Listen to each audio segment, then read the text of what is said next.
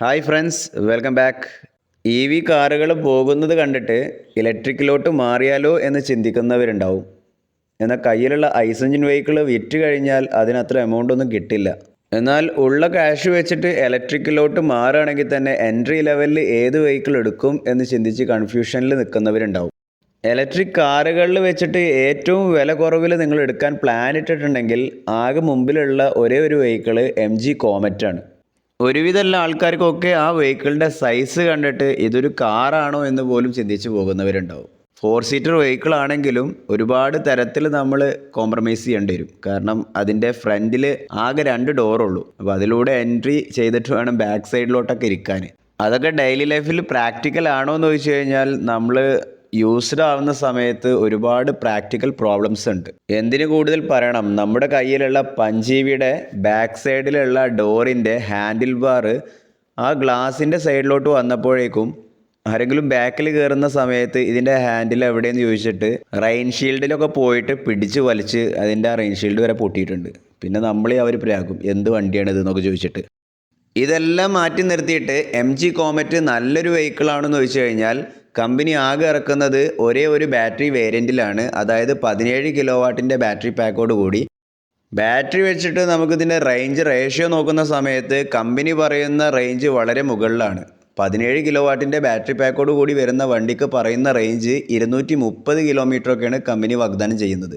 കമ്പനികൾ പറയുന്ന റേഞ്ച് ഒന്നും ഒരിക്കലും റിയൽ വേൾഡ് ലൈഫിൽ നിങ്ങൾ പ്രതീക്ഷിക്കേ വേണ്ട. കാരണം അവർ എക്കോ മോഡിൽ ഇട്ടിട്ട് ഫുൾ റീജൻ വെഹിക്കിളിൽ ഇട്ടിട്ട് ഒരു 40-50 കിലോമീറ്ററിൽ വെഹിക്കിൾ ഓടിച്ച്, അതായത് ഒരു പരന്ന സ്ഥലത്തൂടെ ഓടിച്ചിട്ടുള്ള റേഞ്ചാണ് ഈ പറയുന്ന 230 കിലോമീറ്ററൊക്കെ.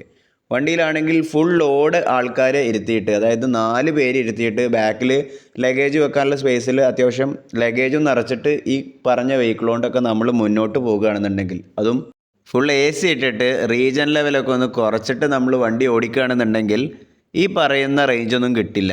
ഒരു 140 മുതൽ 150 കിലോമീറ്റർ വരെയൊക്കെ ആയിരിക്കും ഈ വെഹിക്കിളിൻ്റെ മാക്സിമം റേഞ്ച്.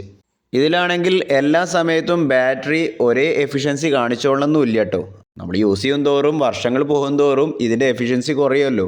അങ്ങനെയാവുമ്പോൾ നിങ്ങൾ ഇതിൽ 0% അല്ലെങ്കിൽ ഒരു 20-30% ഒക്കെ താഴത്തോട്ട് നമ്മളിത് ഡീപ്പ് ഡിസ്ചാർജ് ചെയ്തിട്ട് ഇങ്ങനെയുള്ള വെഹിക്കിൾസ് ഓടിച്ച് യൂസ് ചെയ്യുക എന്ന് പറയുന്നത് അത്ര പ്രാക്ടിക്കലാണോ എന്നുള്ളത് എൻ്റെ കേസിലല്ല. അപ്പോൾ അങ്ങനെ ആവുമ്പോൾ നമ്മൾ എന്തായാലും ഒരു 30-20% ആവുമ്പോൾ നമ്മുടെ ചാർജിങ് സ്റ്റേഷനിലോട്ടോ അല്ലെങ്കിൽ വീട്ടിലോട്ടോ എത്തണം. അതുകൂടി നമ്മൾ കാൽക്കുലേറ്റ് ചെയ്യണം. അങ്ങനെ വരുന്ന സമയത്ത് ഈ വെഹിക്കിൾ ആകെ എൻ്റെ അഭിപ്രായത്തിൽ ഓടുക ഒരു 80 തൊട്ടിട്ട് 100 കിലോമീറ്റർ വരെ ആയിരിക്കും റിയൽ വേൾഡ് റേഞ്ചിൽ നമ്മൾ ആകെ പ്രതീക്ഷിക്കാവൂ.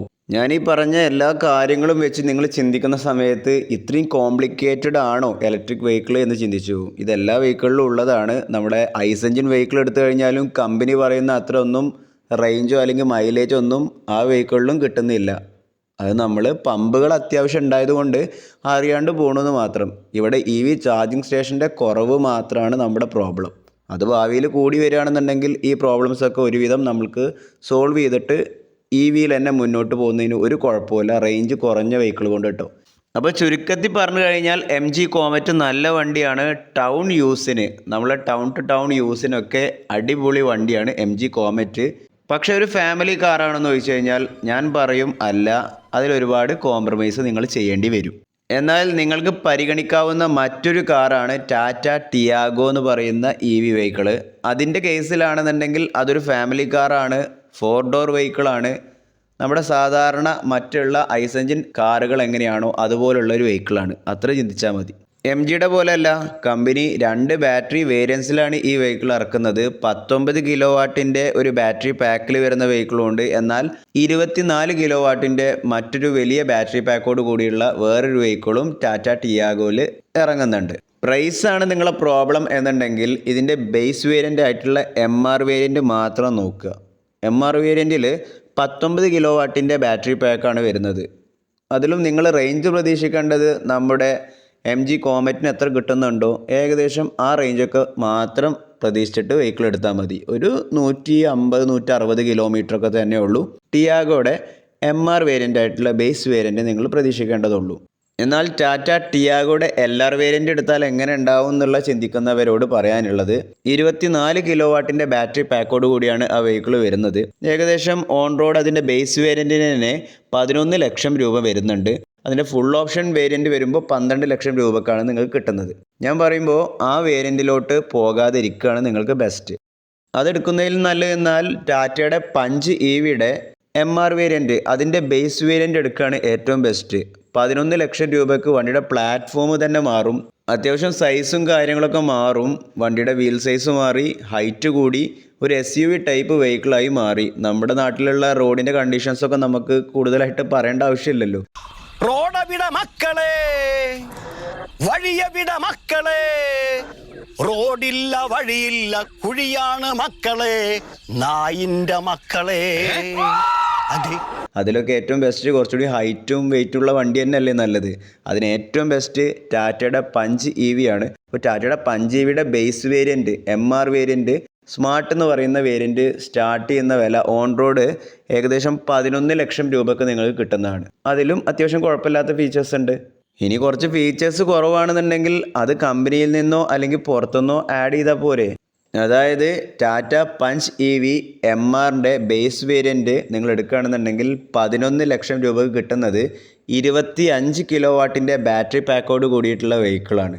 അതായത് നിങ്ങൾ ടാറ്റ ടിയാഗോ LRൻ്റെ ഫുൾ ഓപ്ഷൻ വെഹിക്കിൾ എടുത്ത് ഫുൾ ഫീച്ചർ റിച്ച് ആയിട്ടുള്ള വെഹിക്കിൾ എടുക്കുമ്പോൾ 12 ലക്ഷം രൂപയാണ്. അതിൻ്റെ ബേസ് വേരിയൻറ്റ് എടുത്താൽ 11 ലക്ഷം രൂപക്ക് നിങ്ങൾക്ക് കിട്ടുന്നത്. ആ സമയത്ത് മൊത്തം പ്ലാറ്റ്ഫോം മാറിയിട്ട് ഒരു പുതിയ പ്ലാറ്റ്ഫോമിൽ നിങ്ങൾ കുറച്ചുകൂടി ഹൈറ്റിൽ കുറച്ചുകൂടി നല്ല എക്സ്പീരിയൻസ് കിട്ടുന്ന വെഹിക്കിൾ ഏതാണെന്ന് ചോദിച്ചു കഴിഞ്ഞാൽ എന്ത് പറഞ്ഞാലും നമ്മൾ സമ്മതിച്ച് തരൂല, ടാറ്റ ടിയാഗോ ആണ് എന്നുള്ളത്. അത് ടാറ്റ പഞ്ച് EV തന്നെ അല്ലേ.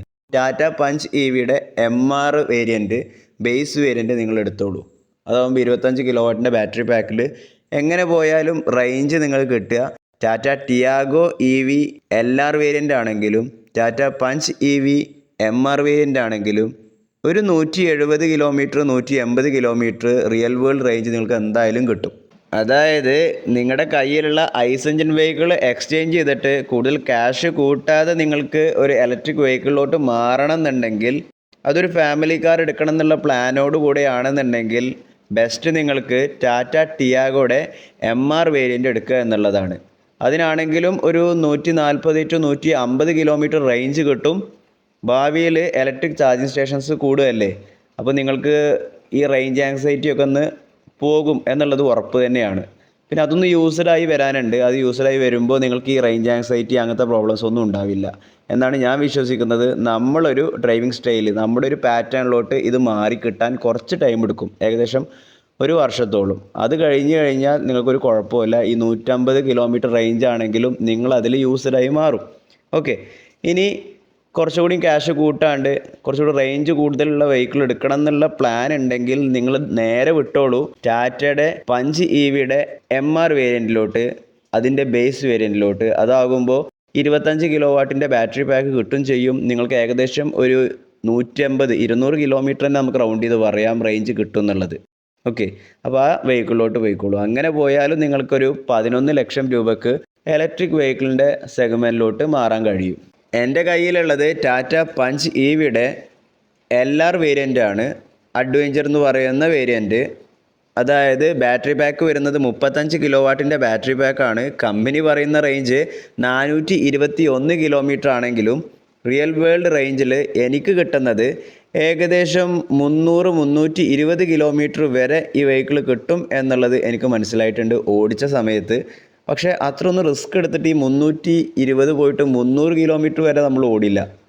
ഞാനൊരു 250 കിലോമീറ്റർ ഒക്കെ ആകുമ്പോഴേക്കും വേഗം, ഇനി 250 ഇല്ല കേട്ടോ, ഒരു 200 കിലോമീറ്റർ ആകുമ്പോഴേക്കും വണ്ടിയിൽ ഒരു 20-30% ഒക്കെ വെഹിക്കിൾ കാണിക്കുന്ന സമയത്ത് വേഗം ചാർജിങ് സ്റ്റേഷൻ തപ്പി പോകാറാണ്. അവിടെ പോയി ചാർജ് ചെയ്തിട്ട് ടെൻഷൻ ഇല്ലാതെ പോകും. അതാണ് ഇപ്പോഴത്തെ കണ്ടീഷൻ. വെഹിക്കിളിൻ്റെ കേസ് പറയുകയാണെന്നുണ്ടെങ്കിൽ അതിന് സെപ്പറേറ്റ് ആയിട്ടുള്ളൊരു വീഡിയോ തന്നെ ചെയ്യാം. അവരുടെ സർവീസ് എങ്ങനെയുണ്ട്, വണ്ടിയുടെ കംപ്ലയിൻറ്റ്സ് എന്തോ കാണിച്ചിട്ടുണ്ട്, എല്ലാം കൂടെ വിശദമായിട്ട് പറയുന്ന മറ്റൊരു വീഡിയോ ഉണ്ട്. അത് വൈകാണ്ട് വരുന്നതാണ്. അതിൽ വിശദമായിട്ട് വണ്ടിയുടെ നെഗറ്റീവ്സും പോസിറ്റീവ്സും എല്ലാം കൂടെ ഉൾപ്പെടുത്തിയിട്ടുള്ള വീഡിയോ ആക്കാൻ മാക്സിമം ശ്രമിക്കാം. എൻ്റെ വീഡിയോകൾ നിങ്ങൾക്ക് ഉപകാരപ്പെടുന്ന വീഡിയോസ് ആണെന്നുണ്ടെങ്കിൽ നിങ്ങളുടെ ഫ്രണ്ട്സുമായിട്ടൊക്കെ ഒന്ന് ഷെയർ ചെയ്യുക, ലൈക്ക് അടിക്കുക, സബ്സ്ക്രൈബ് ചെയ്യാൻ മറക്കരുത് ഫ്രണ്ട്സ്. അടുത്ത വീഡിയോയുമായി നമ്മൾ തമ്മിൽ കണ്ടുമുട്ടുന്നതുവരെ I am going to signing off. This is your friend Fasi Muhammad.